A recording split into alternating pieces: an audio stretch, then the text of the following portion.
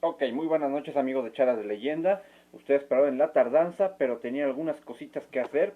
Ustedes deben saber que una de mis actividades, precisamente soy abogado y estaba atendiendo en este momento algunos asuntos relacionados con la profesión. Pero bueno, vamos a platicar en este caso sobre esta persona, este héroe de la independencia, bribón de la república, este personaje. Bueno, y estamos hablando de Antonio López de Santana. Antonio López de Santana vamos a considerarlo como uno de los principales protagonistas, no el principal protagonista de todo el siglo XIX. Él parte desde 1810, empieza su carrera militar hasta 1876, que es realmente cuando fallece. Y bueno, de Antonio López Santana, podemos decir cosas buenas y cosas malas. Definitivamente tanto los mexicanos buscamos al héroe o al causante de todas las desgracias y por lo general siempre vamos a manifestar que es Antonio López de Santana. Y por otro lado, otros historiadores, por ejemplo la parte norteamericana, lo va a considerar como también un bribón, porque al final de cuentas ellos tenían que justificar de alguna u otra manera la intervención que hicieron en el territorio de 1846 a 1848. Y bueno, la etapa de Antonio López de Santana, yo les había comentado anteriormente que Antonio López de Santana sí conoció a Ignacio Allende, sí conoció a Juan Aldama, a Mariano Michelena, por una simple y sencilla razón. Cuando en 1806 y 1804 están acantonados en Jalapa, es donde se encuentra, curiosamente, es el lugar de origen o la zona donde va a nacer, o nació más bien, Antonio López de Santana. Antonio López de Santana, él nace de una familia realmente acomodada, pero no ricos. Estamos hablando de una bueno, no había clases medias, pero una familia bien, de alguna u otra manera. Él es 100% mexicano, bueno, él no es criollo, él ya es parte de mestizo y él va a hacer a tener una serie de hermanos que lo van a acompañar a lo largo de su carrera. Como les decía, Antonio López de Santana, inicia su andar en la historia de México en 1810. En 1810 es cuando ingresa al regimiento permanente de Jalapa. Ahí es donde inicia su carrera militar. Le toca, de hecho, él entra en junio de 1810, le toca realmente el que se aperture o que se inicie esta gesta de independencia desde muy temprano. Bueno, Antonio López de Santana va a ser así considerado. Sin embargo, Antonio López de Santana va a agarrar y va de alguna u otra manera se va a ir relacionando con gente importante de Veracruz, con lo cual va a ir ascendiendo a los puestos. En este caso, estamos hablando de que él va a entrar bajo las órdenes de Dávila y va a ser sus secretarios. Dávila en aquel momento era el gobernador, por llamarlo así, de lo que actualmente sería el estado de Veracruz. Sin embargo, también va a estar bajo las órdenes del del coronel Arredondo. El coronel Arredondo va a ser muy importante para Antonio López de Santana, por una simple y sencilla razón. Para 1813, aprovechando que el país está convulso, hay una intervención norteamericana en el norte del país, hay quieren un movimiento separatista de Texas y a Redondo le va a tocar ir a sofocar esa rebelión en Texas y la persona que lo va a acompañar es Antonio López de Santana. Antonio López de Santana va a aprender la manera de cómo trabajaba Arredondo. De hecho, desafortunadamente para Arredondo, Antonio López de Santana, posteriormente él va a terminar siendo el que de alguna u otra manera va a entregarle la plaza de Veracruz. Pero bueno, de Antonio López de Santana lo tenemos como muchos lo han considerado como un eh, mm, chaquetero, en aquella época chaquetero es que cambiaba constantemente de ideología, porque él lo vamos a ver ya en el México independiente. Bueno, lo vamos a ver como realista, lo vamos a ver como monárquico, lo vamos a ver bueno, como independiente, como insurgente, como monárquico, lo vamos a ver como república, como republicano. Ahí es donde se va a ver una disyuntiva, porque también va a fungir como republicano federalista y como centralista. Esas características va a tener Antonio López de Santana. Y de Antonio López de Santana podemos hablar de sus periodos, o dividirlos en 4 periodos, que tendríamos el periodo de la esperanza, que va a ir de 1821 a 1828, por un lado, también un periodo que se llama el periodo se le denomina como el periodo del desencanto, que va de 1828 a 1835, y una decepción profunda, que sería la tercera etapa de sus periodos, que es de 1835 a 1847, y un periodo de desesperación, que ya realmente va a irnos desde 1847 hasta 1855, con el plan triunfante de Plan de Ayutla, que lo va a exiliar del país y va a regresar ya hasta después, ya muy avanzados ya después de la Buenas noches Rosario García, va a llegar después de la intervención francesa.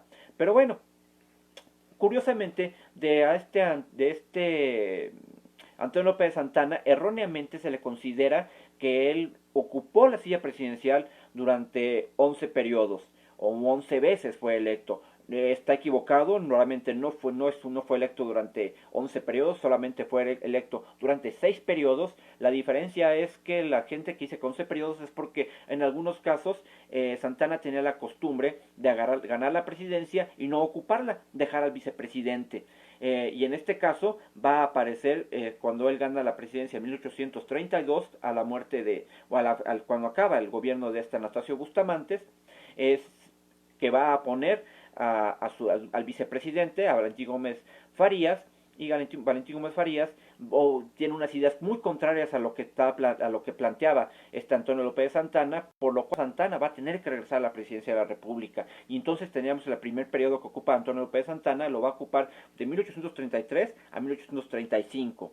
El siguiente periodo va a ser solamente un año, en 1839, que estaríamos hablando de 2 periodos, y el tercero iría de 1841 a 1843, teniendo también un breve descanso, porque vuelve a ser electo para 1843, para el 44, él va a ser exiliado nuevamente, va a ser llamado en el 46 para ocupar nuevamente la presidencia, 46-47, y el último periodo que va a obtener es de 1853 a 1855. Pero bueno, Antonio López Santana inicia su carrera de una manera muy extraña, por decirlo así, o ambivalente. ¿Por qué? Porque él cuando él empieza siendo el asistente de Dávila en 1816, ya su carrera política ya de una u otra manera ya vista de esa forma, él va a tener un interfase, un impasse que va a dejar un año de estar en la política, va a regresar a la política en 1818, ya directamente como encargado del gobierno de Veracruz. Sin embargo, va a tener una cierta rivalidad con Manuel Rincón, que era el otro cacique de Veracruz. Manuel Rincón, vamos a decirlo así, que era la parte realista de Veracruz. Y la parte criolla, por llamarlo de alguna manera, aunque no era criollo, era de Santana, que va a representar esa parte. Sin embargo, Santana va a recibir el nombramiento inicialmente por parte para hacer las gestiones necesarias para que se entregue el gobierno de Veracruz al ejército de las tres garantías, al ejército trigarante. Sin embargo, la ambición de Santana va a provocar que sea removido del puesto. Y cuando es removido del puesto, van a llamar a Manuel Rincón para que él sea el encargado de tomar la plaza. Sin embargo, cuando se le notifica a Santana que él no va a recibir la plaza, sino que la va a recibir Gallardo, Manuel Rincón, perdón, lo que va a hacer Santana es adelantársele a Rincón. Y lo que va a provocar es que la plaza se entregaba el 21 y el 21 de junio, y él va a avanzar el 20 de junio con parte de una comitiva, y ante los ojos del pueblo el triunfante de la independencia solo en la zona de Veracruz va a ser Antonio López de Santana, aunque oficialmente el triunfante es Manuel Rincón. Sin embargo, ese reconocimiento no se le va a dar a Santana, perdón, a Rincón. Lo que va a provocar también una gran rivalidad con Manuel Rincón, el cual va a provocar que de alguna u otra manera Iturbide también lo llega a destituir a Santana, y que Santana lo trata de regresar a la Ciudad de México. Sin embargo, esa es la parte inicial. Ahora Santana, si algo le podemos decir que traicionó a alguien, sí, traicionó a Agustín de Iturbide, porque al final de cuentas termina él adhiriéndose al plan de Casamata, y terminan por agarrar y desbancar, o por lo menos acelerar el procedimiento de Antón López, de Iturbide, para que deje el imperio. Pero bueno, como les decía, bueno, la historia de Santana es muy grande y abarca gran parte de la historia, por lo cual vamos a manejarlo una especie de manera cronológica. Y bueno, yo les decía que para finales del 18-19 ya estamos hablando de que Santana ya es el encargado de plaza, es el coronel de la zona de ahí de extramuros de Veracruz y de Boca del Río. Y además, una cosa, Santana va a recibir el apoyo del virrey Juan Ruiz Apodaca, porque al final de cuentas Santana va a agarrar y va a hacer juicios sumarios en contra de los insurgentes que va pescando. Sin embargo, por eso va a ser acusado de despótico y de cruel, por lo cual van a tratar Manuel Rincón va a tratar de opacar la figura de Santana. Sin embargo, Apodaca va a apoyar el gobierno o la forma de que estaba trabajando Antonio Pérez Santana. Bueno, entonces, tenemos que cuando el 2 de febrero de 1823 Santana se adhiere al plan de Casamata, es con donde se inicia la revolución, una revolución federalista que trata de desbancar al imperio de Agustín de Iturbide y convertirlo en una república centralista. Por eso a Santana se le considera como el padre de la República Mexicana, porque al final de cuentas es esa parte que él va a tener. Sin embargo, él, a pesar de que tenía gran injerencia en lo que era el puerto de Veracruz, va a obtener su principal, vamos a llamarlo, actividad económica, no la va a tener en Veracruz. Él para 1824, exactamente para ser el julio de 1824, él va a ser el gobernador, pero de Yucatán. Él inicia su carrera en Yucatán. Al final de cuentas, él va a estar como va a reorganizar todo el gobierno de Yucatán, va a reorganizar los ejércitos imperialistas, republicanos en aquel momento ya, y va a organizar esta parte. Y derivado de esto es que él va a agarrar y va a tener cierta fama y cierta prestancia y cierto renombre dentro de lo que es el gobierno de Yucatán. Por eso cuando él posteriormente hacía los desembarcos era bien recibido en algunos lugares, por ejemplo Yucatán, en algunas zonas de Campeche, e inclusive posteriormente en el propio Veracruz, porque hay que ver una cosa, después la Ciudad de México y la Ciudad de Puebla, hola Enrique, después de la Ciudad de Puebla, la ciudad más importante o la llave para Europa era Veracruz. Entonces, derivado de esto es que Santana va a tener esa prestancia. Bueno, él en 1825 lo que va a hacer, se va a retirar de la zona de Yucatán y va a regresar a la zona de Veracruz. Y ahí es donde se va a casar con María Inés de la Paz García, esta mujer que lo va a acompañar en el mejor momento de su carrera de Santana, y que va a ser, cuando a la muerte de ella, esta parte se va a opacar, porque al final de cuentas cuando él se casa con Dolores Tosta, es más bien un matrimonio por conveniencia. Pero bueno, eso es cuando se da Santana. Santana, para 1828, él va a estar apoyando específicamente lo que es la revuelta de Vicente Guerrero. Vicente Guerrero para 1828 va a competir por la presidencia de la República con Manuel Gómez Pedraza. Manuel Gómez Pedraza era un criollo de clases altas, obviamente, que él va a ganar, literalmente él gana la presidencia. Sin embargo, Vicente Guerrero, alegando que había fraude, va a hacer lo que es uno de los primeros golpes de Estado ya en el México independiente en contra de este gobierno de Manuel Gómez Pedraza, lo que lo va a obligar a Manuel Gómez Pedraza a que se retire del país, siendo apoyado por Nicolás Bravo también e inclusive por Antonio López de Santana. Ahí es donde empieza la parte chaquetera de Santana. Bueno, Santana entonces va a hacer esa parte. Sin embargo, antes de irnos más adelante, resulta que para 1829 se planeaba lo que era una invasión por parte, ¿se acuerdan que los que ya han seguido la página, se acuerdan que les comentaba que hasta Agustina Iturbide regresa a México para defender a la patria de la invasión de la Santa Alianza que tenía como fin reconquistar el territorio mexicano para regresárselo a España. Sin embargo, esta injerencia no se da en el 24 que llega a Santana, sino se da 5 años después y llega por la zona de Tampico. De hecho, llega al puerto de Tampico y es el capitán Isidro Barradas el que viene por parte de los españoles a hacer la reconquista.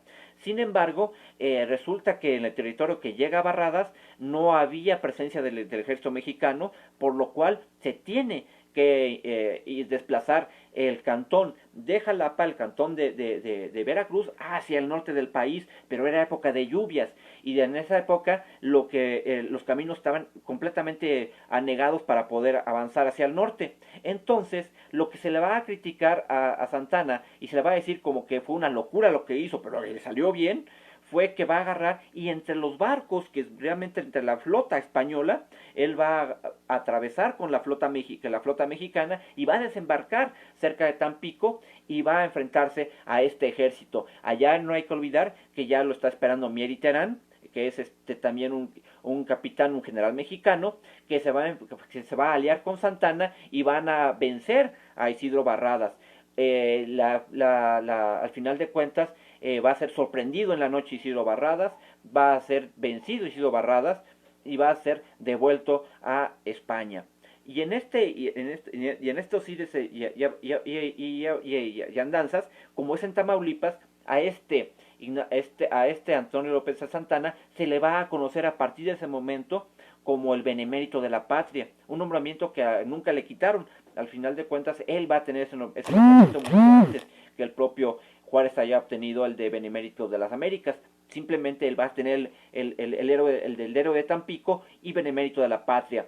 Y bueno, esa parte, por eso les decía que la primera etapa va a ser como la etapa de la esperanza, porque estaban viendo en un personaje, un hombre fuerte que se tenía en la figura de Antonio López de Santana. Sin embargo, y en la segunda etapa, ya con el gobierno de Valentín Gómez Farías, bueno, gobierno de Santana, que era que su vicepresidente era Valentín Gómez Farías, va a haber un descalabro, porque cuando las primeras leyes de reforma se hacen, no se hacen para 1857, se retoman en el 56-57, sin embargo, estas reformas ya venían de tiempo atrás.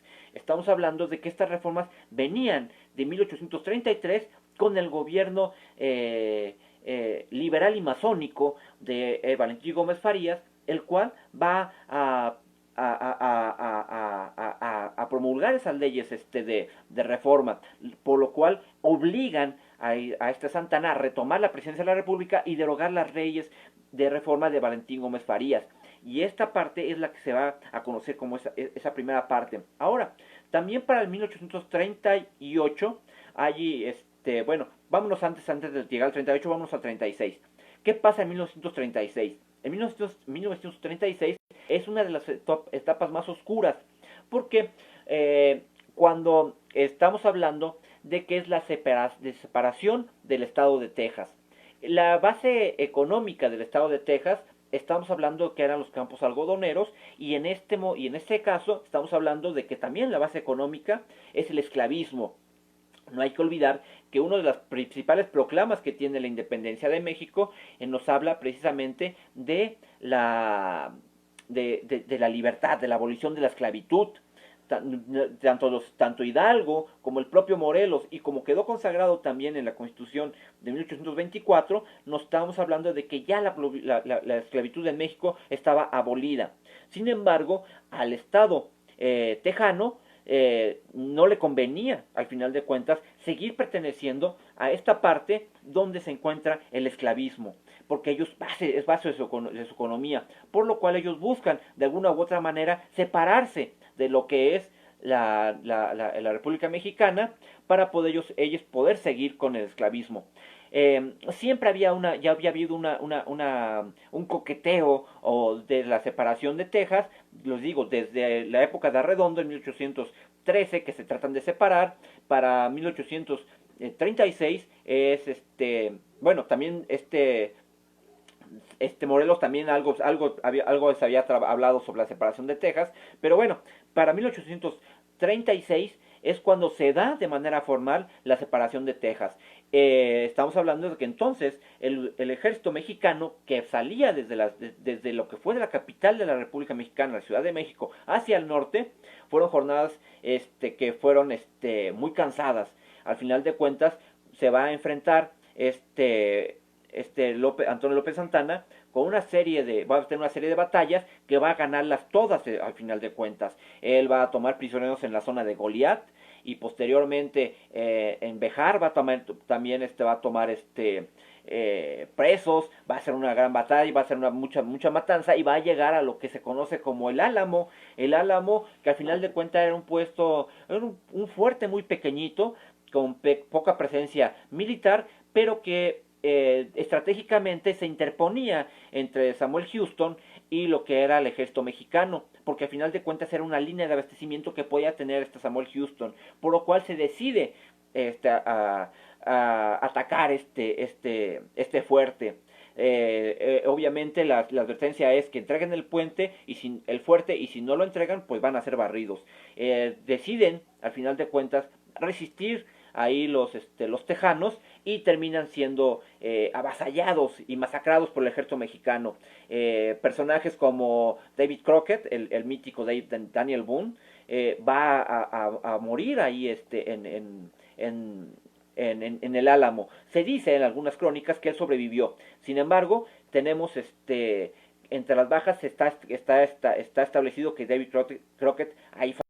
Pero bueno, derivado de eso es que se van persiguiendo a Samuel Houston.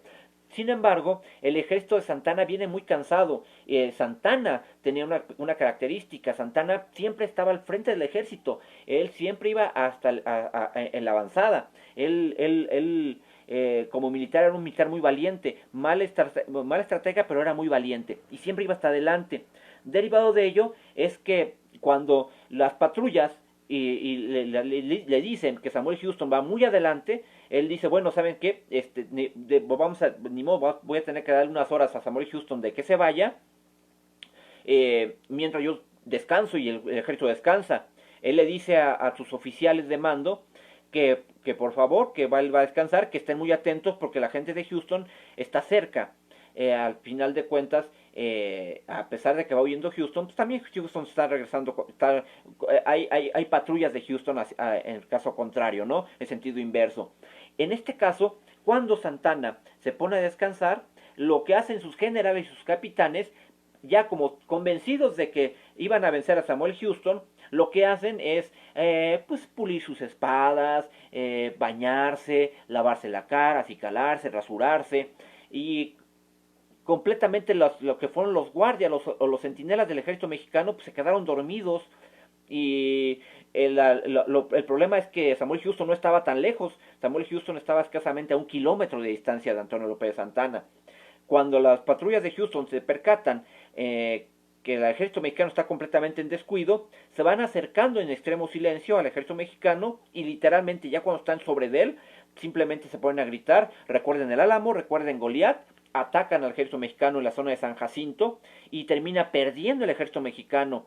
Hay que ver que el ejército mexicano no era todo el ejército mexicano, estamos hablando de que era parte del ejército mexicano, el grueso del ejército mexicano estaba hacia atrás de Santana y estaba comandado por Juan Nepomuceno, el hijo de Morelos, y por el otro lado Santana iba de avanzada. Santana, el ejército mexicano de avanzada es completamente destruido.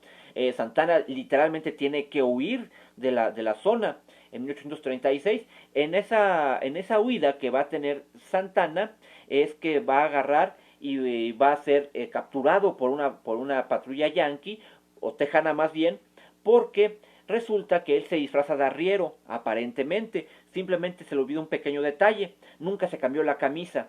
Cuando le preguntan dónde, que se había visto a Santana, a este cuate, a este arriero que va en el campo solo, él le dice que no ha visto pasar a nadie, pero que pues, si por ahí andaba Santana, seguramente se fue por el otro lado porque por él no se había cruzado con nadie. La patrulla tejana ya lo iba a dejar, sin embargo, uno de ellos se percata que la camisa que trae es una camisa de lino, una camisa lino con seda, y un arriero no traía esas camisas. Entonces le dicen, a ver, ¿sabe qué? A ver, usted tendrá que acompañarnos porque es sospechosa su camisa. Cuando llega Santana al destacamento tejano, el error del ejército mexicano o de los sobrevivientes del ejército mexicano es hablarle y decirle mi general, mi presidente, y es cuando descubren que habían agarrado a Antonio López Santana de manera accidental.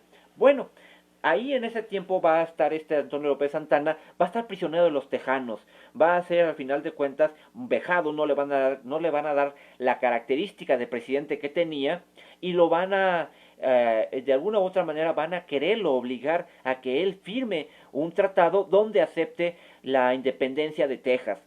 Él lo que va a conseguir es era muy hábil para hacer negociaciones, era muy buen comerciante al final de cuentas. Él lo que va a llegar y va a negociar con Texas, no la independencia de Texas, como falsamente le han hecho creer al pueblo mexicano, no se pacta en 1836 la libertad de Texas, la independencia de Texas, sino se pacta que se va a discutir en el Congreso de la Unión Mexicano la posible desanexión de Texas. Nunca se habló de la independencia de Texas, se hablaba de una posible discusión para tratarla, y si uno lee los tratados de Velasco, es lo que nos están diciendo, que al final de cuentas es esa parte donde se va a negociar esa posible desincorporación de Texas.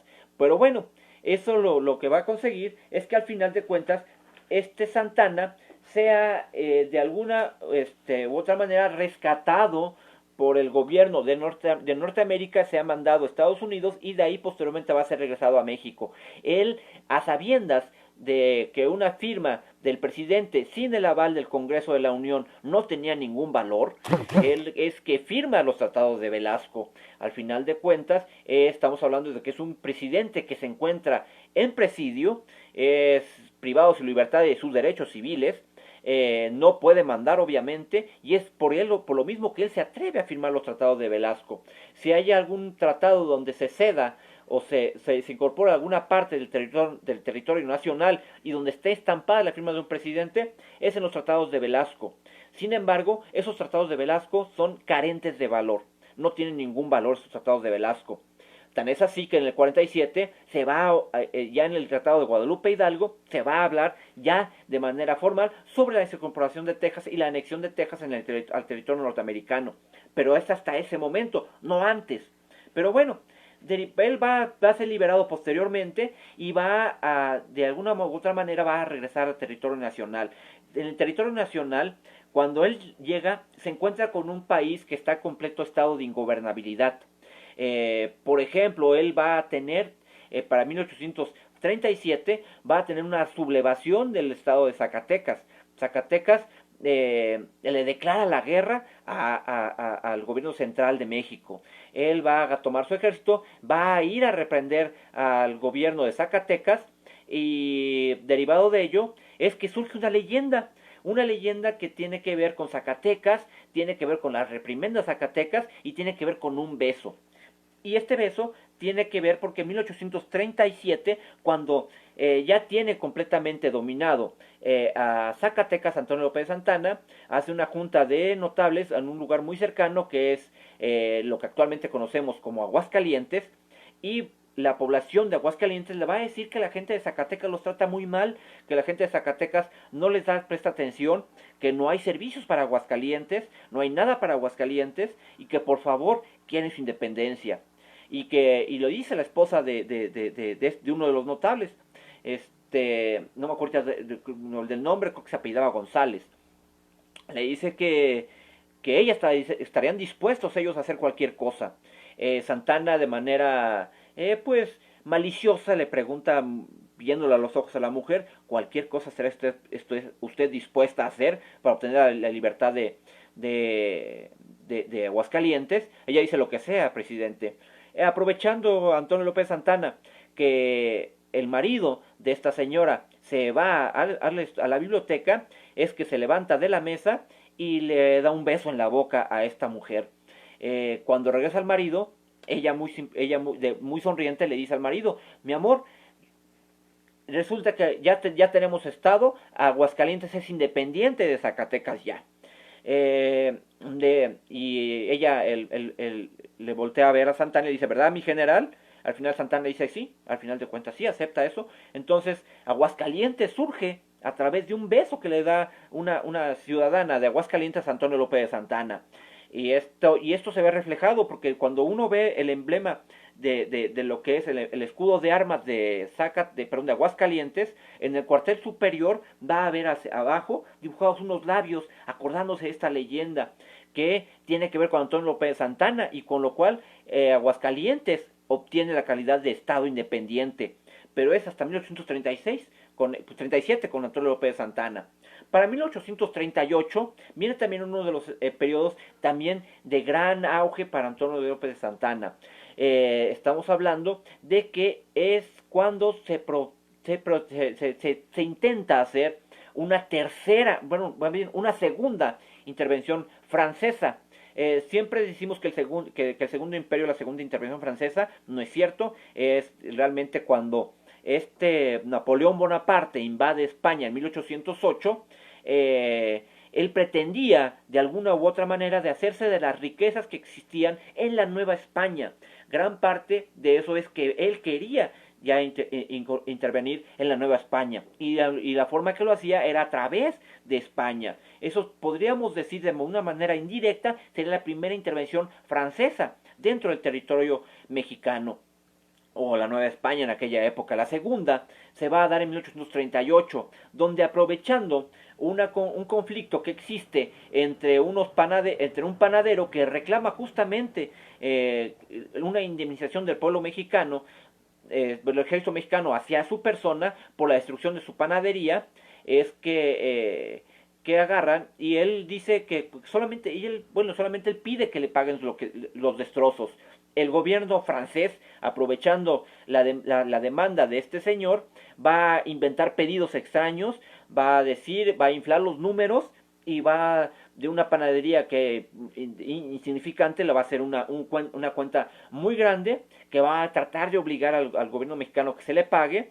El gobierno mexicano se niega a pagar esa cantidad y aprovecha el actus bellicus, los franceses, para poder llegar a Veracruz, establecerse en Veracruz y posteriormente hacia la zona de Tamaulipas para poder tratar de invadir México. En este caso, Antonio López Santana va a comandar o va a encabezar las fuerzas del ejército mexicano contra esta rebelión francesa, contra esta intervención francesa, y es cuando Antonio López Santana, cuando ya el ejército francés se está retirando del territorio nacional, un último cañonazo va a ir hacia Puerto, va a pegar muy cerca la granada, va a estallar muy cerca de Antonio López Santana, provocando que su yegua alazana le explote el pecho y que su pierna izquierda quede totalmente inutilizada, sobre todo de la parte de la rodilla hacia abajo, y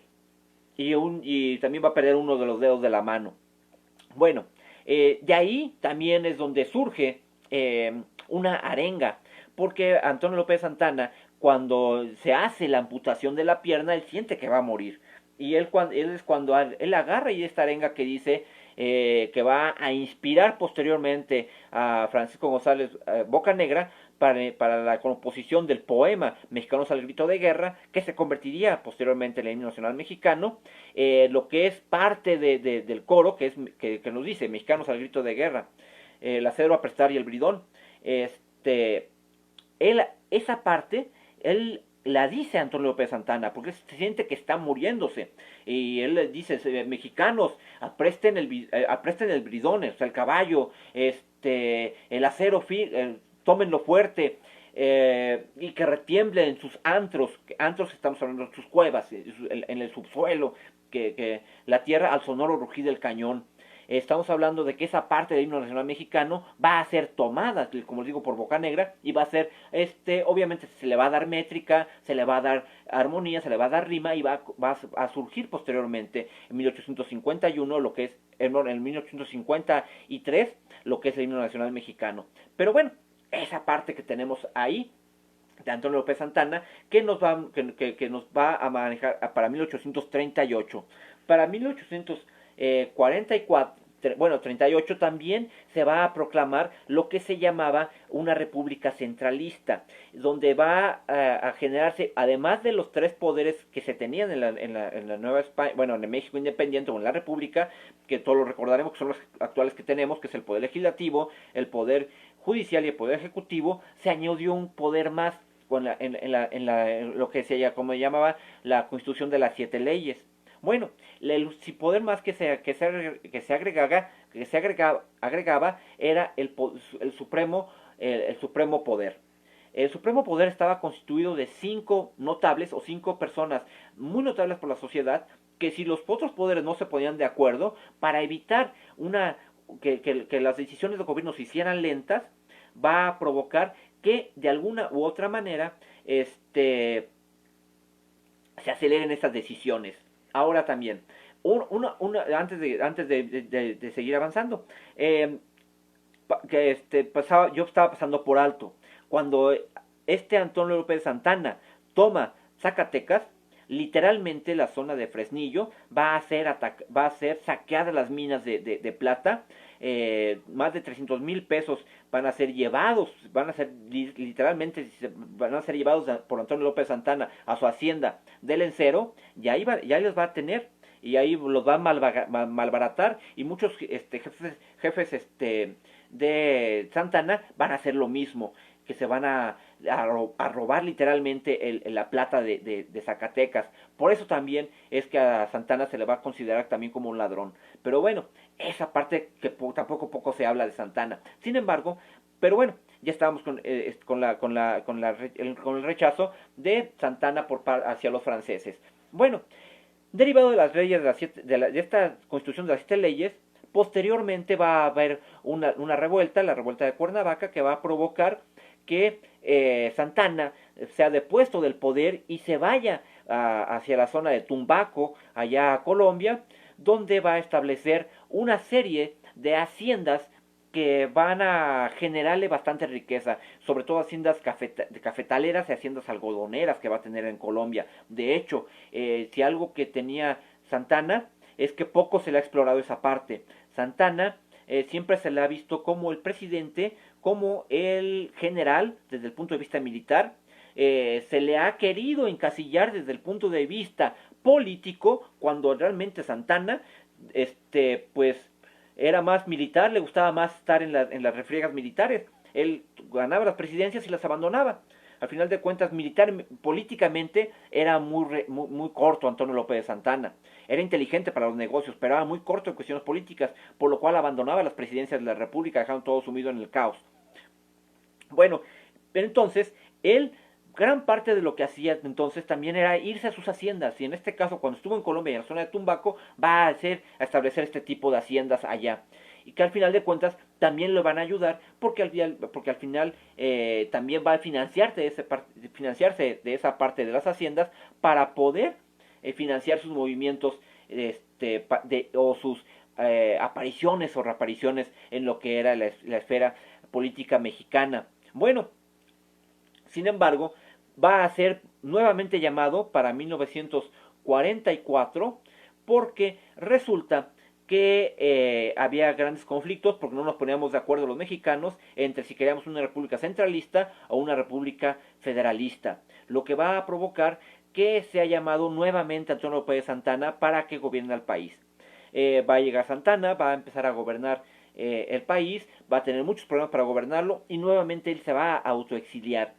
Él va a hacer, en esta ocasión, va a regresar a la zona de Veracruz, a sus haciendas de Manga de Clavo y El Encero, y ahí va a establecerse va a establecer el puente económico entre Tumbaco y la zona de Veracruz. Sin embargo, Santana va a ser nuevamente llamado al gobierno. Resulta que para 1845 viene una declaración de guerra por parte del gobierno norteamericano porque decía que el gobierno mexicano, una patrulla mexicana, fue y atacó a ciudadanos norteamericanos en territorio norteamericano y los mató. Es nada más falso, es mentira. El gobierno norteamericano, aprovechando la ausencia de fronteras, lo que hizo es fingió este ataque, porque sí hubo un ataque, pero el ataque que hubo contra ciudadanos tejanos, estamos hablando de que se dio dentro del territorio de Tamaulipas, no se dio en Texas. Mintieron los tejanos, mintieron los norteamericanos para así justificar su guerra. Al final de cuentas es una mentira. Y lo que va a provocar es que empiecen los norteamericanos a incorporarse a territorio nacional. Desafortunadamente para el gobierno mexicano, esta idea de los estados independientes no entendieron lo que era un pacto federal los gobernadores de aquel momento, y inclusive algunos estados se declararon neutrales y permitieron el paso libre de los ejércitos norteamericanos, y algunos inclusive se declararon a favor del ejército norteamericano y permitieron la entrada del ejército norteamericano. En este caso vemos esa parte de contradicciones que hay en el gobierno mexicano. Y bueno, aprovechándose de eso, es que al final de cuentas vuelven a llamar a Antonio López Santana para 46, literalmente para que él trate de alguna u otra manera de restablecer el país. Sin embargo, en esta indecisión de este Antonio López Santana, es que a principios, para febrero de 1846, se da lo que se conoció como la rebelión de los Polcos. La rebelión de los Polcos era donde el batallón Independencia y obviamente la gente criolla, la gente de mejor características económicas o más pudiente que estaba dentro del ejército, querían ellos ir a atacar hacia el norte. No se les permitió. Valentín Gómez Farías al final de cuentas era un tipo miserable, era un tipo de lo peor, que deberíamos de patearlo y sacarlo de lo que es la rotonda o la historia de México. Es uno de los peores presidentes que ha tenido México, es uno de los tipos más ruines y canallas que pudo haber existido en la República Mexicana. Grandes desgracias pasaron con Valentín Gómez Farías. Al final de cuentas, él estaba a favor de la intervención norteamericana, él hizo todo lo posible para que todo fracasara. No fue Santana el que lo hizo, sino fue Valentín Gómez Farías. Para cuando llegan los norteamericanos a pelear en la zona de Churubusco, al final de cuentas, Valentín Gómez Farías, que era el encargado del suministro de armamentos, va a agarrar y va a mandarles unas balas que no tenían el calibre adecuado a los defensores del convento de Churubusco. Y de hecho los defensores del castillo, del convento de Churubusco, van a decir y van a echarle la culpa a Antonio López Santana, diciendo hay una traición de Santana nos traicionó, Santana nos dio unas balas que no servían, solamente esas balas servían para el batallón de San Patricio. Pero bueno, realmente, casualmente, los defensores de Churubusco eran ni más ni menos que el batallón Independencia y el batallón de San Patricio. Bueno, el batallón de Independencia era justamente el batallón que se le había levantado a Valentín Gómez Farías. Valentín Gómez Farías deliberadamente mandó unas balas que no coincidían con el calibre que tenían las armas del batallón de Independencia, con el único afán de que los norteamericanos acribillaran a los mexicanos. Por eso le digo, de lo peor que ha tenido México es Valentín Gómez Farías. Eh, Ahí está Valentín Gómez Farías, pero ahí está, rindiéndose de honores como un gran héroe, que no lo fue. Bueno, en este caso también vamos a tener esta parte. Es muy difícil considerar que Antonio López Santana, por unos miserables dólares, unos cuantos miles de dólares, terminó vendiendo la estrategia de los ejércitos mexicanos. Eso no ocurrió, eso es mentira. De hecho, gran parte de lo que sacaba la hacienda de Tumbaco, gran parte de lo que sacó la hacienda del Lencero, fueron tomados por Antonio López Santana para financiar y para rearmar al ejército mexicano. A Santana se le juzga como vendido. Santana lo que tenía era una persona que sabía medir los tiempos, y le gustaba jugar en el filo de la batalla, de la navaja. Cuando llegan los norteamericanos, que después de Churubusco, que es el 20 de agosto, ellos literalmente van a tener unos 20 días aproximadamente, para que, un poquito más de 20 días, para que se pueda empezar a dar las siguientes batallas. Estamos hablando de que en ese inter se supone que Antonio López Santana pacta con los norteamericanos la forma en que se va a rendir, o la forma en que van a pactar las independencias, o cómo vamos a negociar con ellos para que se retire el territorio. De ahí los detractores de Santana se agarran para decir que traicionó a México. Sin embargo, lo que Antonio López Santana hizo en ese momento fue agarrar y fue reorganizar el ejército mexicano.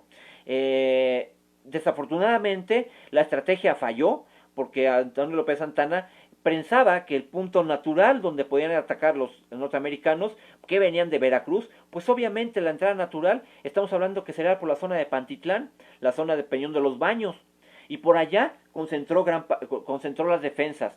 Las avanzadas norteamericanas le avisan a su ejército, a Winfield Scott, que no van a pasar por ahí, porque están preparados perfectamente para recibirlos. Entonces por ahí no van a pasar. Y lo que va a hacer Winfield Scott, entonces, rodear la Ciudad de México, irse más por el sur y atacar por el otro lado, que lo que hizo fue posteriormente en Churubusco.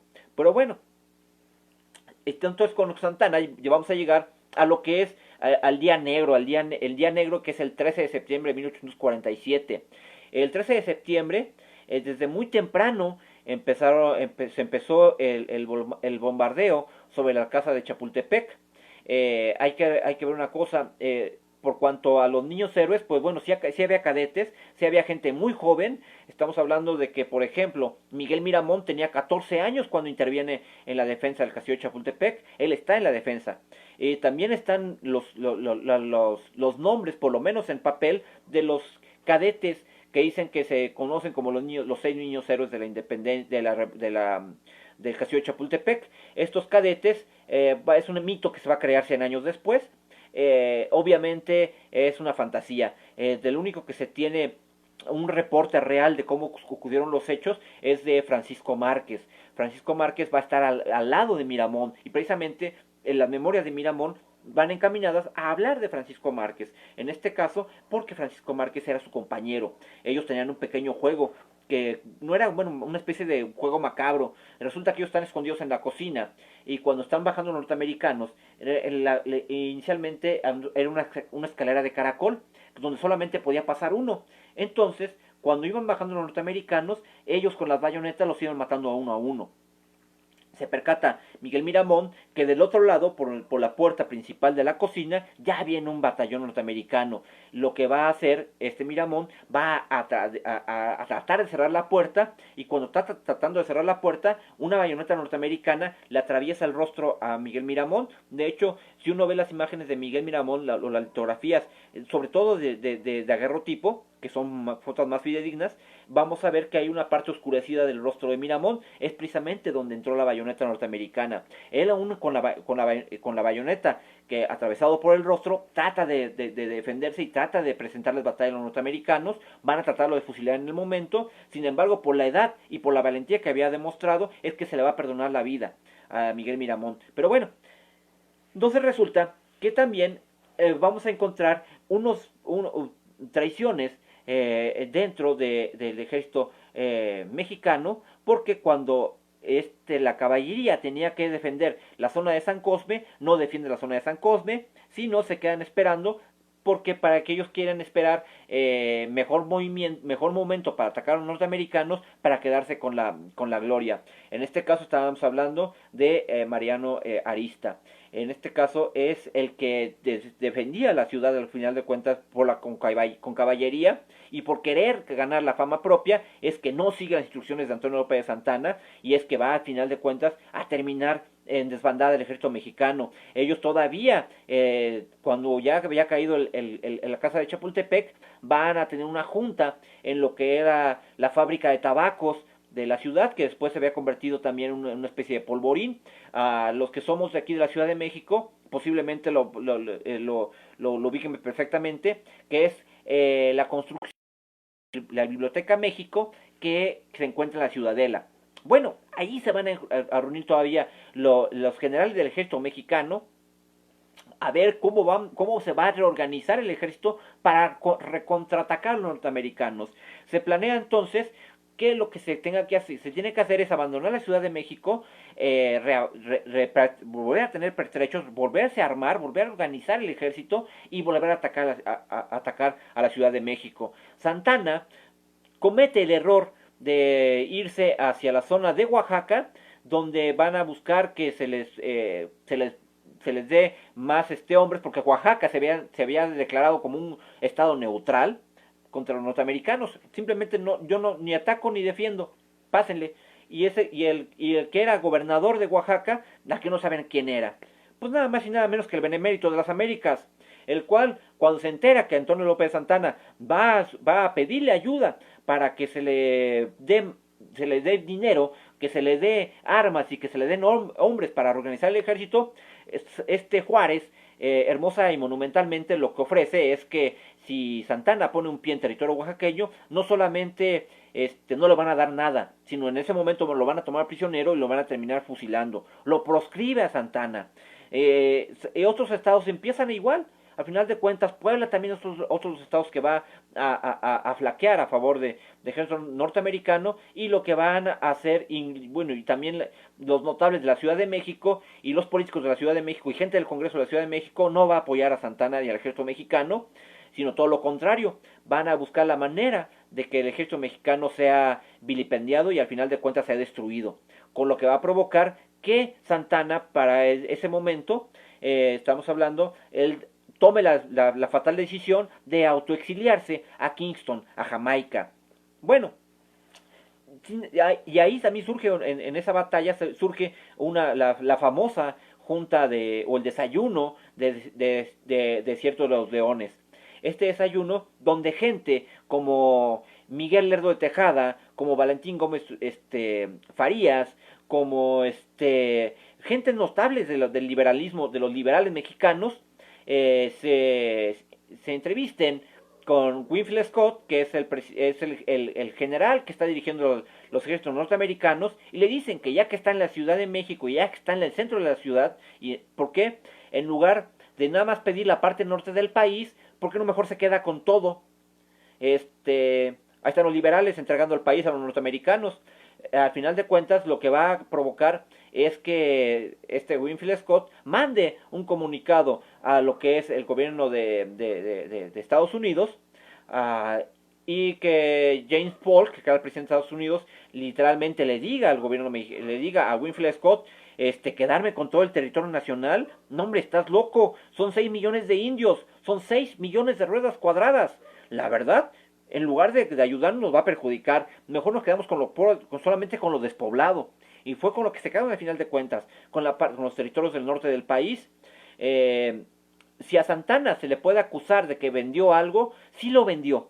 y vendió, pero fue para 1853 cuando vuelve a tomar la presidencia de la República en su último periodo, que lo obliga al gobierno norteamericano bajo la consigna o la amenaza de que me vendes o te invado, es que termina vendiéndole en 15 millones de dólares lo que es el territorio de la Mesilla. Estamos hablando de que es un territorio hostil, al final de cuentas, para aquella época, y era muy pequeño, pero los norteamericanos lo ocupaban para darle más frontera y alinear su frontera. Pero bueno, es lo único que va a vender Antonio López de Santana, y que posteriormente Lyndon Johnson va a terminar regresando al territorio nacional ya durante el gobierno de Adolfo López Mateos. Pero bueno, en este caso es esta parte que el único que va a tener Santana de venta. Santana va a volver a tomar, como les digo, la presidencia de la República. A Santana también se le ha considerado como dictador. Sin embargo, hay dos periodos de Santana en los cuales literalmente tomó el gobierno como dictador y entregó el gobierno una vez que se estableció el Congreso. Y uno fue en 1834, cuando se acaba el gobierno de Anastasio Bustamante, no hay Congreso, y Antonio López Santana adquiere facultades de dictador, donde solamente él manejaba lo que eran las riendas del país, y terminó el momento que a los pocos meses que se constituye el Congreso Nacional, le vuelve a dar él las facultades y el gobierno al Congreso. Entonces, si hablamos que era un dictador, bueno, la primera oportunidad regresó al poder. Segunda oportunidad se da para 1944, cuando viene esta parte que está esta parte también del gobierno, que también termina Santana abandonando el país en la presidencia, y lo que va a hacer igual va a tener estas características como dictador. Sin embargo, no las va a ejercer, va a esperar, y al más puro estilo, más demócrata que pueda existir, cuando surge el Congreso, devuelve las riendas del país, o por lo menos la parte que corresponde a la parte legislativa se le va a entregar tranquilamente al Congreso. Sin embargo, estos dos periodos que va a tener Santana al principio van a ser reflejados o van a ser incorporados al último periodo, al sexto periodo presidencial que va a tener Antonio López Santana, que data de 1853 a 1855, y es donde Santana va a dar rienda suelta a toda esta leyenda negra que tiene Antonio López Santana. ¿Por qué? Porque vamos a ver, 1853, lo que primero que hace Santana como acto de gobierno es festejar que fue elegido como presidente. Y la manera de festejarlo es llenando la fuente principal de la Alameda con ponche con alcohol, para que el pueblo pueda tranquilamente festejar con él que él ganó la presidencia. Es el primero que se hace. Le salió muy caro el alcohol al pueblo mexicano, porque al final de cuentas empezó a lo que fue cobrar impuestos de manera desmesurada y a inventar impuestos. Impuestos, sobre todo, por ejemplo, por los perros que se tenían, impuestos inclusive se dice de manera burlona o de manera hilarante, que llegó a cobrar hasta por el aire que uno tenía. Y realmente sí, porque decía que la gente, entre más ventana tenía, más dinero tenía. Y entonces era una especie de cobrar el aire que uno respiraba. Por eso hay algunas algunas películas mexicanas que hacen alocución a eso, y es donde ven cómo literalmente las ventanas están tapiadas, las puertas están tapiadas. Bueno, es derivado de esto, y es además donde Antonio López Santana va a tomar para otra vez ese mote que le había dado el amo Torres a Miguel Hidalgo, y se va a hacer llamar por todos como Su Alteza Serenísima. Se le critica mucho a Antonio López Santana por haberlo hecho eso, pero bueno, Hidalgo fue el primero, Santana fue el segundo. Sin embargo, va a tener problemas Antonio López Santana, sobre todo con las zonas del sur. Ahí va a surgir figuras, bueno, de generales sureños que van a proclamar lo que se llama el Plan de Ayutla, y con el Plan de Ayutla, en 1854, van a tratar de darle un desconocimiento al gobierno de Antonio López de Santana. Este desconocimiento va a ser reprendido de una manera muy cruel por Antonio López de Santana. Sin embargo, no se tenía el dinero suficiente en este caso ya para poder soportar lo que era una revolución, una guerra civil, y va a terminar literalmente siendo vencido Antonio López de Santana y va a ser exiliado por última vez a la zona de Colombia. Él va a refugiarse allá en Tumbaco.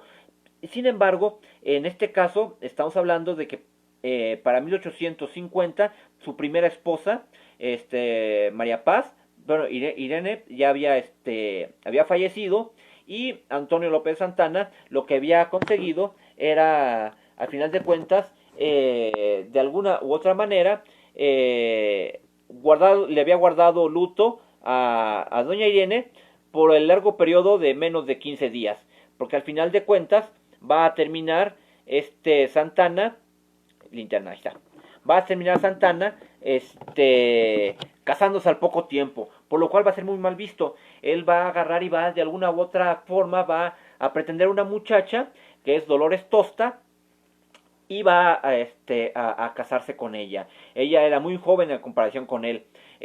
Dolores Tosta es dueña, en este caso la familia de ella es dueña de la casa que se encuentra sobre la calle actualmente de Simón Bolívar, casi esquina con 5 de Mayo, que actualmente ahí hay un restaurante de comida del mar, creo, y ahí es donde estaba la última casa de Antonio López Santana, pero realmente la casa era de Dolores Tosta. Dolores Tosta era una mujer que no lo acompañaba a Antonio López Santana en los exilios.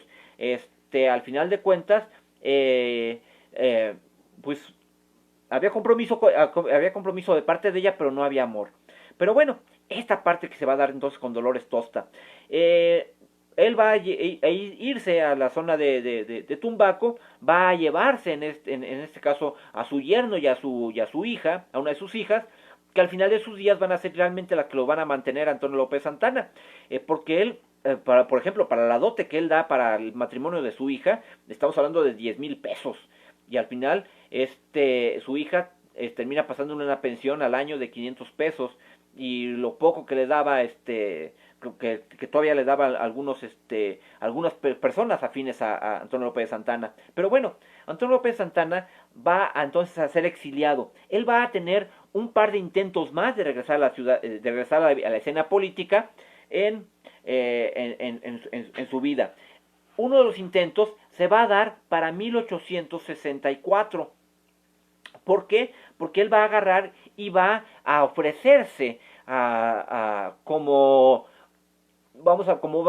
guía, como una especie de asesor para las tropas francesas que están invadiendo la República Mexicana y que van a interponer a Maximiliano de Habsburgo.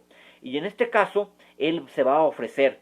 Él va, obviamente, Maximiliano va a rechazar esta ayuda de Santana y lo va a lanzar del país. Él va a llegar en aquellas épocas a la zona de Yucatán.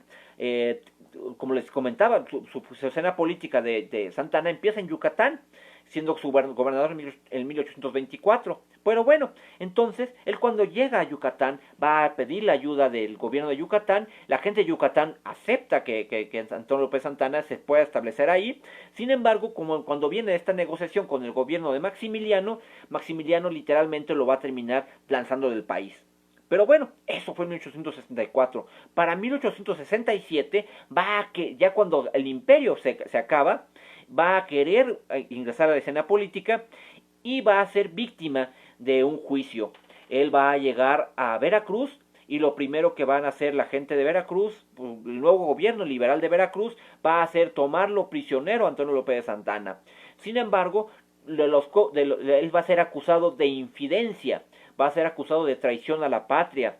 Él va a tener un abogado excelente, un muchacho que realmente no conocía las glorias de Antonio López de Santana, pero que sí conocía la profesión de abogado. Y esta defensa que va a establecer sobre la persona de Antonio López Santana va a ser tan buena que dicen que el discurso, la defensa, va a tomar un discurso pasando por toda la etapa heroica de Antonio López de Santana, el cual va a durar más de 8 horas.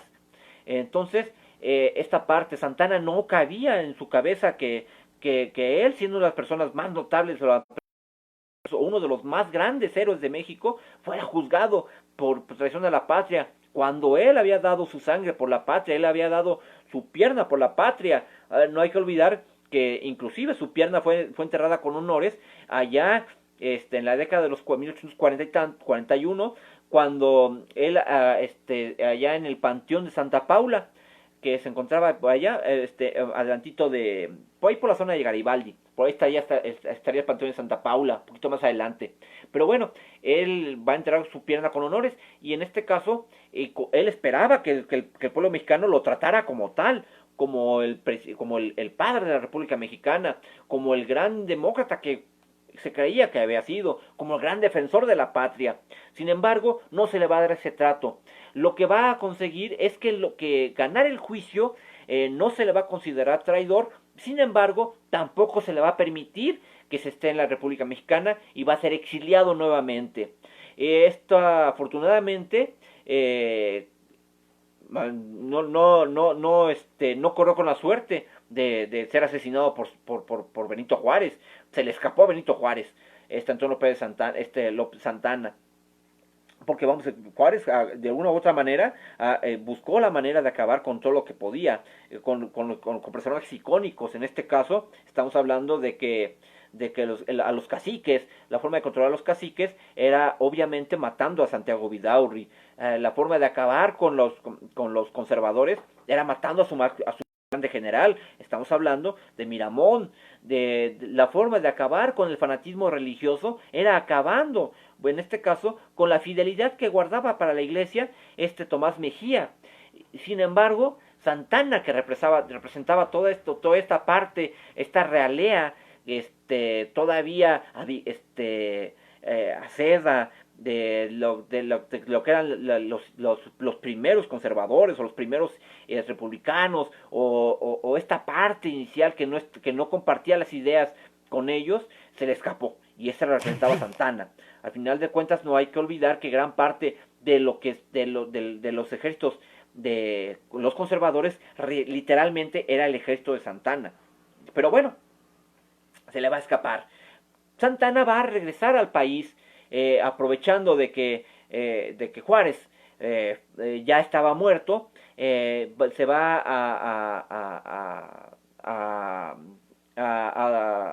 a escudar, o va a usar de excusa la ley de amnistía que va a ofrecer Sebastián Lerdo de Tejada en el 1874, y a través de ella es que él puede regresar al país.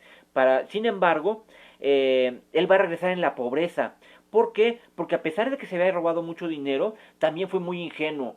Resulta que cuando está el gobierno de Maximiliano, él va en 1867, cuando él viene después del primer juicio, él va a caer en las redes de Williams Adams.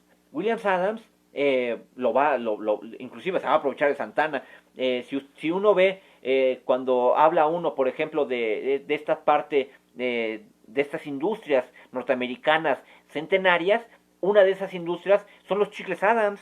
Bueno, pues resulta que el secretario Antonio López Santana lo veía que constantemente masticaba algo, y Santana en algún momento le hizo la observación de que si a eso se le pusiera sabor, estaría muy rico. Lo que va a hacer Williams Adams es darle sabor a lo que masticaba Antonio López Santana, y literalmente fue robarle la idea de los chicles. Entonces la goma de mascar que conocemos actualmente endulzada, con azúcar y con algunos saborizantes, bueno, pues era idea de Santana, que fue robada por Williams Adams. Pero bueno, él, teniendo estas personas norteamericanas que estaban cercanas a él, es que le van a decir que el general Grant apoya lo que es el regreso de Antonio López de Santana a la presidencia de la República Mexicana, pero para lo cual tiene que dar fuertes cantidades de dinero para armar, para comprar pertrechos de guerra y armar un ejército de mercenarios que puedan invadir México. Sin embargo, Santana ingenuamente le va a dar grandes cantidades de dinero.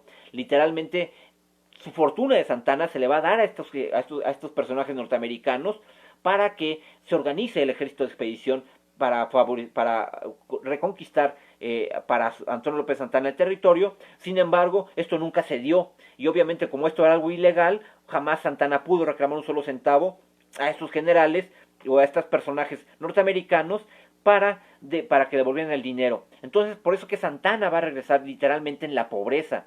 Al final de sus días se decía que ahí en lo que es la calle de Bolívar, como les digo, Bolívar casi esquina con 5 de mayo, hay una casa que actualmente es un restaurante de comida de mariscos. Ahí todavía está una plaquita que nos dice que ahí se encuentra la casa de Antonio, estuvo la casa de Antonio López de Santana. Pero bueno, ahí es donde se va a encontrar esta placa, es donde se dice que inclusive la hija de Antonio López de Santana, el yerno de Antonio López de Santana, e inclusive la misma Dolores Tosta, le llegaban a pagar a la gente que iba pasando para que cuando cruzara fuera de la casa de Santana, le gritara arriba Su Alteza Serenísima, arriba el general, arriba el libertador de la opresión, arriba el padre de la República Mexicana.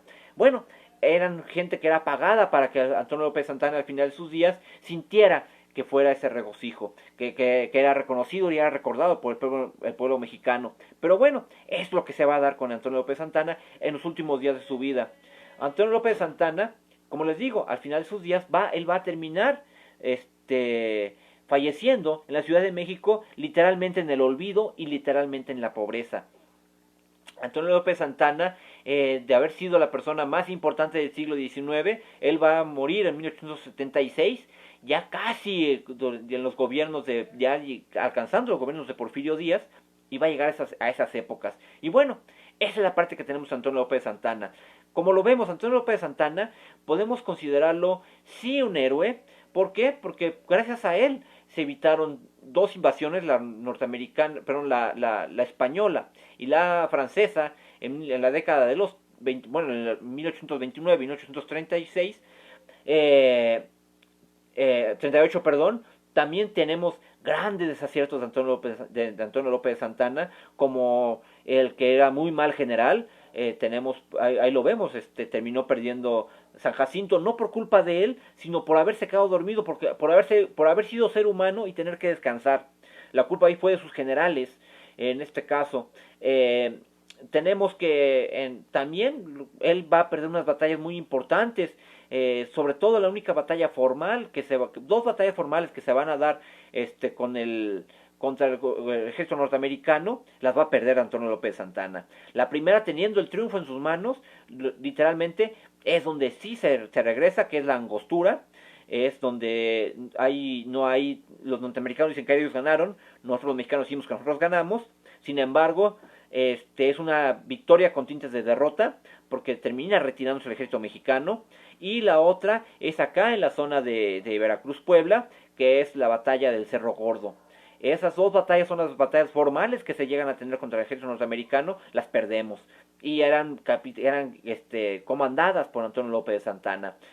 Santana como militar es un fracaso total, fue un pésimo militar, inclusive corrió con suerte contra los españoles, contra los franceses, pues literalmente lo estaba matando la peste, igual que a los españoles, el cólera. Pero bueno, entonces tenemos que Antonio López de Santana no es tan traidor como lo quiere plantear la historia. Santana no firma los tratados Guadalupe Hidalgo porque ni siquiera era presidente. Santana no se encontraba en la República Mexicana para el 2 de febrero de 1848. El presidente que se encontraba en aquel momento era un presidente liberal, afín a las ideas de los liberales de Valentín Gómez Farías, de Miguel Herrero de Tejada, que era que era Manuel de la Peña y Peña. Bajo la excusa que ellos dicen que era eso, perder todo el territorio nacional, es mentira. Ellos lo habían ofrecido el territorio nacional a los norteamericanos, simple y llanamente no lo quisieron. Simplemente fue legalizar el despojo que estaban haciendo los norteamericanos. No hay que olvidar que para esa época lo que gobernaba literalmente a la República Mexicana y provocaba las revueltas y esta forma de no organizarnos eran literalmente logias masónicas. Peleaban entre sí, la de York y la de rito escocés. En este caso, estamos hablando de que York estaba representado por los conservadores y el rito escocés está representado por los mexicanos, por los liberales. Y en este caso, como no se ponían de acuerdo, es que se van a generar estos años de batalla, estos años de luchas que van a tener o de guerras intestinas que va a tener el territorio nacional. Y bueno, derivado de eso es que se va a dar es al final de cuentas como lo vamos a observar que pasa en la República Mexicana. Antonio López Santana sí tiene muchos errores, como les digo, tiene también muchos aciertos. Yo creo que sería bueno, al igual que con la figura de Agustín Iturbide, fueran figuras rescatadas y que se hiciera un revisionismo exhaustivo para poder llegar. Porque vamos, para poder arreglar el presente hay que tener conocimiento del pasado. Y si desconocemos del pasado, pues no podemos arreglar ningún presente. Y si no tenemos presente, pues tampoco tenemos futuro. Entonces, creo que es la época en que tenemos que reconciliarnos con este pasado.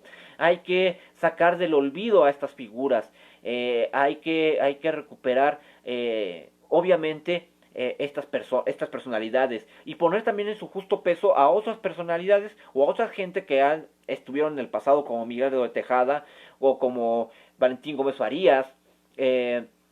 Juárez no tiene que ver con esta parte de traiciones, porque a Juárez le tocó, fueron unos 15 años antes de él cuando esto pasa. Sí, sus maestros son Valentín Gómez Farías, sí son Miguel de Tejada, pero literalmente no tiene nada que ver Juárez con ello. Juárez será otro personaje que tocaremos más adelante, pero igual, visto desde la óptica. Trataremos de ser lo más ecuánime que se pueda con la figura de Benito Juárez. Sin embargo, hay que recuperar estas figuras como Agustín Iturbide y sobre todo también como Antonio López de Santana, que sí dieron grandes muestras de heroísmo y grandes aportaciones a la República Mexicana. No hay que olvidar tres cosas que tenemos en México y que se lo debemos a estos dos personajes. Uno de ellos es el nombre, para empezar. Y el primer nombre que tenemos, México, se lo debemos a Agustín de Iturbide. Agustín de Iturbide es el que nos da el nombre de Imperio de México, Imperio Mexicano. Y también nos da los colores de las banderas. Sí, el día miércoles estaremos hablando sobre Porfirio Díaz y vamos a tardar muchísimo porque también Díaz es bastante extenso. Porque también, igual que Santana, tiene partes oscuras y partes muy claras en su historia. Y bueno, regresando a esto, entonces también tendríamos que a Antonio López de Santana le debemos el himno nacional mexicano, porque al final de cuentas él es el que hace la convocatoria al himno nacional mexicano. Y a Juárez, por ejemplo, algo que le debemos que se le debe es que, a pesar de que posterior a Juárez hubo un par de leyes que quieren aplicar, que eran con multa, que realmente son más bien son reglamentos, que es sobre la interpretación del himno nacional mexicano. Cuando los liberales triunfan después de Maximiliano, ya cuando se hace lo que se llama la República Restaurada, es que se quiere cercenar el himno nacional mexicano y se le quieren quitar tanto la quinta como la séptima estrofa. La quinta estrofa nos habla de Iturbide la saca bandera, mexicanos valientes seguid, más o menos es: si a la lid contra hueste extranjera, algo así va ahí, no me acuerdo muy bien. Si a la lid si contra hueste extranjera, bueno, más o menos sale la idea, ¿no? De que al final de cuentas nos hablaba de Agustín de la Sacra Bandera, mexicanos valientes seguid, nos hablaba de Agustín de Iturbide, la quinta estrofa, y la otra estrofa nos hablaba del guerrero inmortal de Zempoala, haciendo alusión específicamente a don Antonio López de Santana. Esas estrofas dentro del himno nacional mexicano siguen estando en el himno. Hay un reglamento que habla de una multa que existe, sin embargo no está oficialmente no está cercenado el himno nacional mexicano. Un himno que les platico porque mucha gente no lo sabe. Yo espero que ustedes sí lo sepan, pero es un himno que está compuesto única y exclusivamente del coro y 10 estrofas. Bueno, esas 10 estrofas y ese coro se lo debemos gracias al concurso que hizo Antonio López de Santana. Entonces, 3 de los principales lábaros patrios que tenemos en México se los debemos a estos dos personajes, a Antonio López de Santana y a Agustín de Iturbide. Y bueno, obviamente hay que seguir con esta parte de transmitir lo que es esta parte de la historia de México, la historia no contada, la historia que está en los libros, la historia que está en el Archivo General de la Nación y la historia que han escrito otras personas. Gran parte de la bibliografía que tenemos de Antonio López Santana, sobre todo la parte más fidedigna o que menos tendencias tiene, es hay una tendencia o una corriente, sobre todo inglesa, que sigue este estudio, porque la norteamericana obviamente es tendenciosa para ponerlo como criminal, y la mexicana que es terrible con Santana. No hay que ver simplemente a este señor, ¿cómo se llama? Se me fue el nombre. El que Enrique Serna. Enrique Serna es un gran mentiroso porque su obra es completamente tendenciosa. Si ustedes ya leyeron El seductor de la patria, lamento informarles que han leído una sarta de mentiras. Aprovecha algunos hechos Enrique Serna para hacerlo de manera más tendenciosa que se puede. Yo les recomendaría que si quieren leer sobre Antonio López Santana o quieren ampliar la bibliografía de Santana, hay un libro que es de Will Fowler, que es editado por la editorial de la Universidad Veracruzana, y que se llama Santana de México. Es un libro que es muy completo y nos habla y está perfectamente documentado. Trae una documentación de 17 años de investigación y que está sacado de archivos de Tamaulipas, de archivos de Veracruz, de archivos de Yucatán, sobre todo archivos de históricos y del Archivo General de la Nación. Está muy bien documentado ese libro, pero bueno, esa es la parte Santana. Y como les decía, bueno, esa es la parte que tenemos. La conclusión que ustedes pueden llegar a tomar sobre Santana, pueden decir que era un gran traidor o que era un gran héroe. Pero al final de cuentas, era una persona de carne y hueso, un hombre con aciertos y errores. Y eso es lo que tenemos de él. Y bueno, ya concluyendo entonces con Santana, tenemos esto. Mañana, las personas que ya están inscritas, nos vemos para lo que es el recorrido de negocios centenarios de la Ciudad de México. Vamos a caminar sobre la calle 6 de septiembre, vamos a platicar de Casa Bóker, vamos a platicar del barrio chino, pero no del barrio chino específicamente, sino de los lugares centenarios que se encuentran ahí, que se encuentra la principal y que se encuentra la... En este caso estamos hablando del lugar donde que tiene más de 10 años haciendo banderas, que se encuentra en el barrio chino, y también tenemos la cantina del tío Pepe, importante porque tiene más de 100 años y tiene que ver específicamente con parte de lo que es el cine de oro de México, el cine de oro nacional, donde se van a filmar algunas películas muy importantes, por ejemplo, Un rincón cerca del cielo. Y de Casa Bóker, esa que tenemos de la hermandad entre alemanes y mexicanos, que se encuentra ahí. Hablaremos igual de parte del globo, hablaremos también de la Ideal, que está a punto de hacerse centenario. También hablaremos algo del Café de Tacuba y llegaremos a estar hablando igual de algunas cantinas, algunos lugares que están dentro del centro histórico, que tienen esa parte de más de 100 años. Eso es para el día de mañana, y para lo que es el día domingo por la noche, nos vemos en Coyoacán. Tenemos recorrido de leyendas, empezamos a las 8 de la noche, son leyendas de Coyoacán. Y bueno, y para la próxima semana, para el miércoles, tenemos programado lo que es específicamente, ya estamos hablando sobre Porfirio Díaz. Está titulado La sombra del héroe, porque dentro de todo es un héroe, aunque también con muchos puntos negativos. Pero bueno, vamos a hablar entonces de Porfirio Díaz la próxima semana, el día miércoles. Y para el día viernes, todavía no tengo muy bien definido qué vamos a manejar.